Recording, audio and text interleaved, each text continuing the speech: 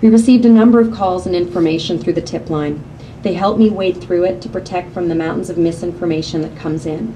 And more often than not, that's a very key factor. Parents that are left behind parents that are left to alone, searching for them by themselves, they set up their own websites, they set up their own tip lines, and what happens is you get a lot of very well-intentioned people calling in to offer tips, but as a desperate parent, you latch on to anything. There was a mother who while her daughter was all the way down in Mexico, and ultimately she did get her daughter back years after, she spent a week camped out in a Calgary arena in -30 weather because of a tip that came in that somebody thought they saw her daughter there taking skating lessons.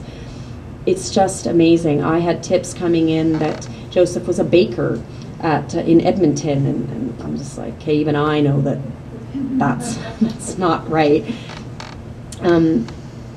But there was one very important tip that came through via the internet, and while we put it on hold, it coincided a few weeks later with some information that one of our local investigators unearthed in Beirut, and ultimately it led us to the resort where the girls were being held. My legal team in Canada tried a number of times to hire lawyers in Beirut, but we had some serious reservations and difficulties finding one that we had the confidence and trust in to handle the situation. Communication, very odd payment plans, and guaranteed promises were just some of the obstacles that we faced in this battle. I believe the first fellow, because you can't even hire a private investigator there, it's illegal, you have to go through a lawyer. And they said, you know, for $25,000 US, we will deliver all of these things, but you have to pay all the money up front, which just doesn't sit well for those of us on this side. After exhausting every possible avenue, on December 13th, my father and I traveled to Beirut to attempt to get somewhere with face-to-face meetings with officials in Lebanon. Before even going there, we had, my partner traveled to Montreal to get a meeting with the head of the Maronite Church of Canada, which he did get. While we were in Australia, my mother and father and I met with the head of their church there. We contacted every single person that we thought could possibly influence, possibly help us. For me, it was very difficult because I was very close with my ex-husband's family. I loved them. I had lived with them. And so there was deception on a lot of levels. And for me, I could not understand why they were doing this to me as well, because they knew who I was. Finally, we had to take the fight to their doorstep. Dave Chittick from Missing Children's Society followed a couple days later to lend his support and voice of reason. We arrived in Beirut, and we were very nervous of being found out. There were tanks and guns on every corner. We stayed close to our hotel, other than our meetings with officials, and I always kept my head covered with a scarf. If Joseph found out where we were there, I was certain that he would take the girls to Syria, and then we would never find them. Once there, we found the first of 3 lawyers that I would eventually require there.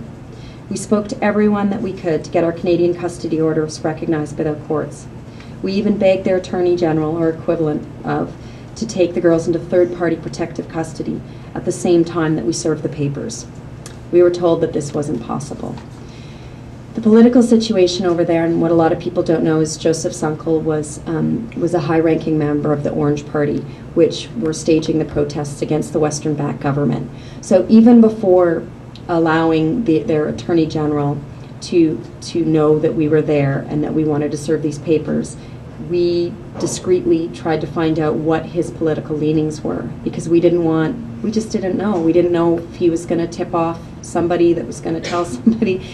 It was incredibly secretive, and everything we did was planned and thought out. Ultimately, he appeared to be quite fair on either side, so we felt it was the best thing to do. But he told us that that was not possible. There really wasn't social systems in Lebanon to support this type of action. So they wanted me to put my court orders in 2 Arabic papers and 1 English paper at this time in order to get the court orders recognized for a period of a month, and just hope that he doesn't see it and flee the country.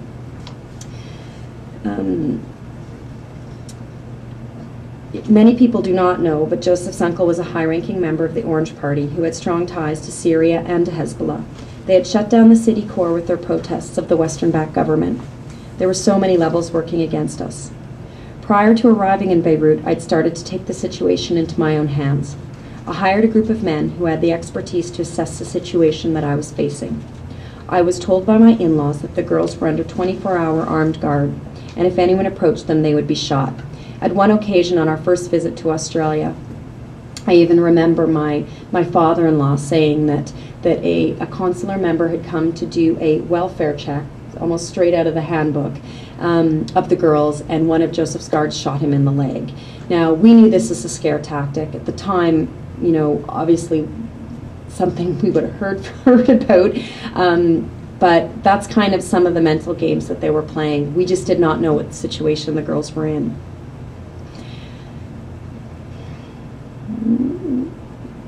I needed to know exactly what the situation was, and to date, no one was able to do that for me. Within days of my securities team arriving in Beirut, they had emailed me pictures of the girls and told me that they often played unsupervised. I decided to take the girls into protective custody myself and figure the rest out later. My greatest fear was that the girls would grow up believing that I had abandoned them, that I did not want them. There was another tip that had come in from a welfare worker, a nurse from Australia, who was in the same village, and this was a tip that was proved to be true, and she had told me this, that the word on the street in the village was that their mother had abandoned them. She said she saw them, they were happy, and she knew that they were well mothered. And then at that time it coincided with an article that we printed in the Australian paper, and she saw it, her friend emailed it to her, and the internet's an amazing thing when it's working for you, and she gave me that information. But that was my fear, was that the girls would think that I didn't want them. And I needed them to know that I was looking, that I turned over every stone, accessed every channel, and I know that even if I only got to hold them for a little while, that they would remember that, and they would know forever just how much I loved them and how far I'd gone to tell them that. I asked my security team to smuggle me into the resort so that I could see my girls. They hid me under blankets of a large van with tinted windows, and away we went. I waited all day in an apartment in the resort, and then finally, after 7 long months, I got to see them. It was for a bittersweet hour that I watched my beautiful girls playing and running around, and not knowing how I was going to ever be able to put my arms around them again and keep them safe. I wanted to take them then and there, but after speaking to my father, it was apparent that there would be a lot of trouble with the officials if I did. All I heard, though, was that a complaint might be filed. That's all I heard in my ear when he said there's going to be a lot of trouble. Didn't seem like a big deal to me. With emotions and fear of losing my children all over again, it was running amok in my head. I walked a very scary thin line when my team inside the resort told me what their recommendation was that I do. It would have been easy for me to give in to my fears and let go of my control and just say, do what you have to do.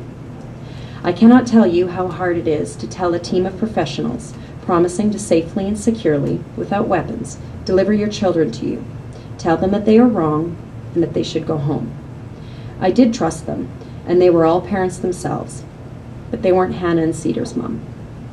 Looking back, it was my most difficult moment and my proudest. I did not come so far to forget whom I was and what I promised that I would stand for my girls.